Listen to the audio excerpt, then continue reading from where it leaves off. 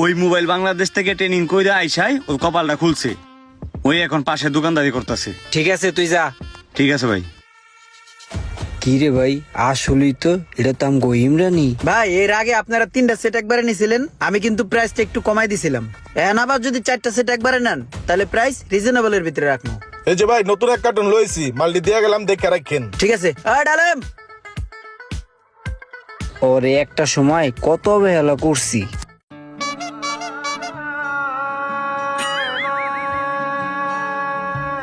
কিরে কি করতেছস তুই এগুলা? কোন সমস্যা লাগালাম? এই তুই রানিং মোবাইলটা দলে কি লেগা? এই বেড়ে এখন যদি এটা একটা বড় ধরনের ক্ষতি হয়ে যেত তাহলে তুই কিছু করতে পারতি? হ্যাঁ করতে পারতি কিছু?